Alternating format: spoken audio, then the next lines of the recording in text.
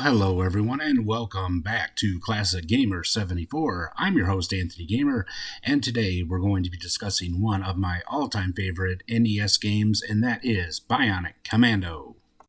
First off, I want to apologize for not showing me. I'm not feeling so well these days. I've been having some back problems and other stuff, so I don't exactly look photogenic. Not that I really ever actually do anyway, but anyway, I'm sure most of you don't watch this channel for my good looks.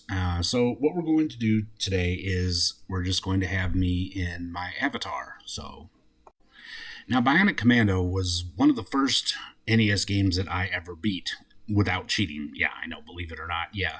But it also was one of my favorite games of all time. Now, I didn't realize that it actually had an arcade game. And then after playing the arcade game, I honestly have to say that I preferred the NES game better myself. It was just a lot better and had a cool storyline and all that stuff. And I don't think I'm alone at that, as it looks like most people do prefer the NES title over the arcade. But whatever. Let me know what you think in the comments section below. I'd like to hear your viewpoint on that.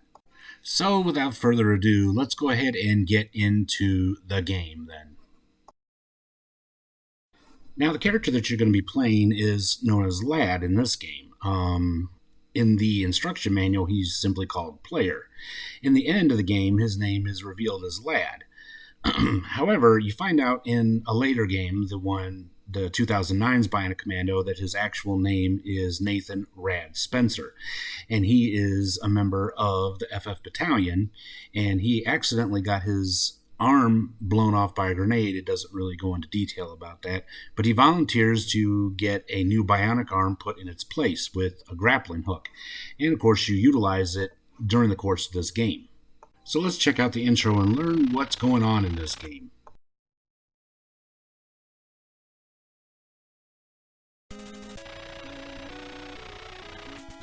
Okay, so first thing we learn about is a secret material called Albatross. Now, if you purchase this game in Japan, you actually will get to see that they use a lot of Nazi symbols and memorabilia. In the Japanese version, instead of those eagles, they would have the swastika. I'm not going to show that version, of course, for obvious reasons, but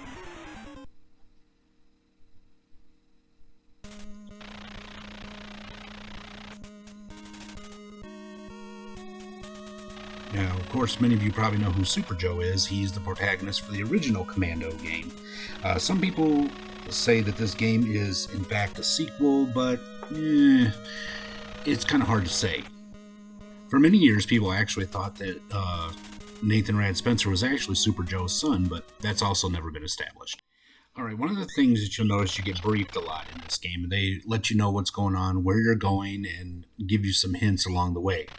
It's your responsibility to get to certain areas throughout the game and stay in touch with headquarters so that you know what's ahead, what's to come, and if they can let you know if there are some weapons that can help you upgrade throughout the game.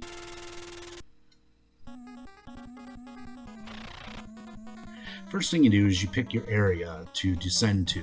Now you can see there's quite a few 19 areas to go to. Now, of course, you get ready to go with your weapon and your communicator.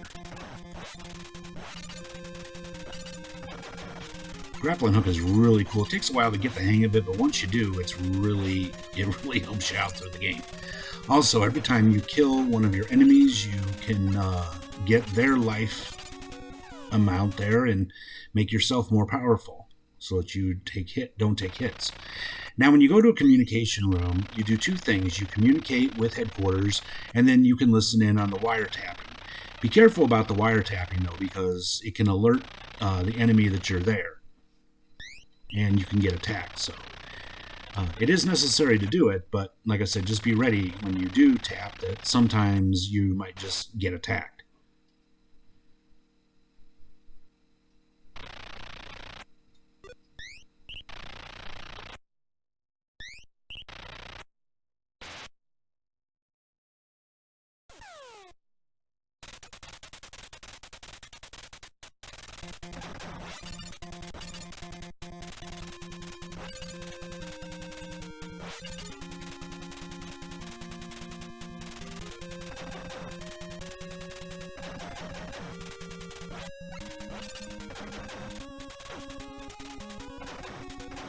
Okay, so we're going to go through the rest of the first area. Now you see that the first area is not going to be all that bad, but you learn how to utilize the grappling hook and to get guys from behind and use it to pick up their power if once it starts stop while it's still bouncing. But I had to do it the hard way right then.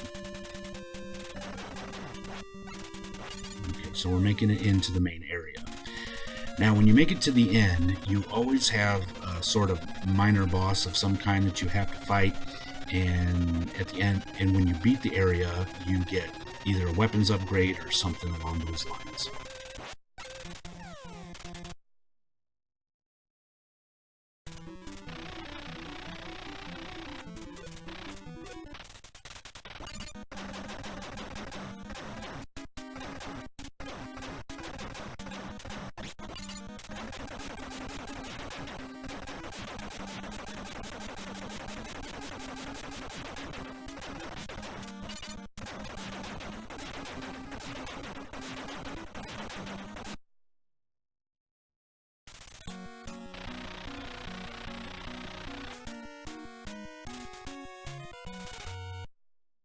Now, sometimes you have to parachute into these neutral areas.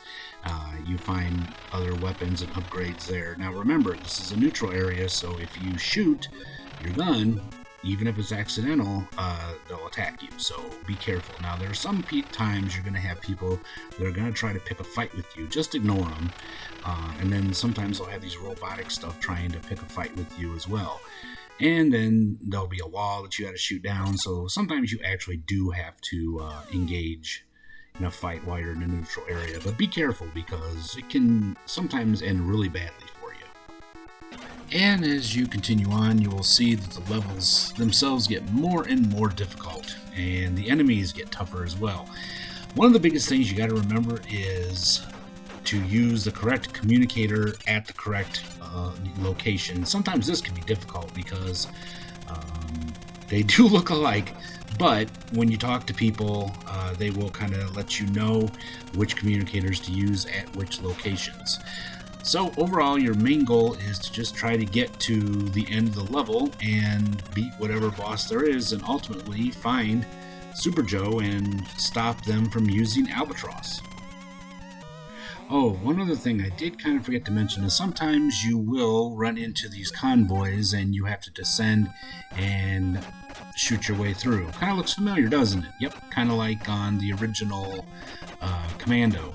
But be careful because you can get killed in this area too, just like in Commando, and you're about to watch me do. Yep, see, I just got run over by the Jeep, so I gotta try it again. But that's pretty much the game in a nutshell. I think I've covered just about everything, every aspect of the game. So if you've ever played this game before and you beat it, or if you played it and never did get a chance to beat it, I'd like to hear your memories. Please let me know some of your memories about this game in the comment section below. I'd really like to hear your stories. Also, before we close today's episode, I want to let you guys know that I will be showing a complete playthrough of Bionic Commando.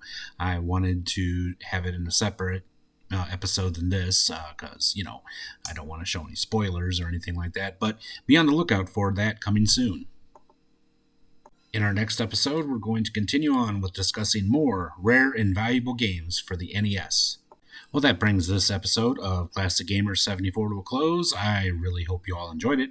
If you did, let me know by giving me a big thumbs up. Subscribe if you haven't already. And don't forget to click that little bell icon down there so you'll be notified when I upload any new episodes.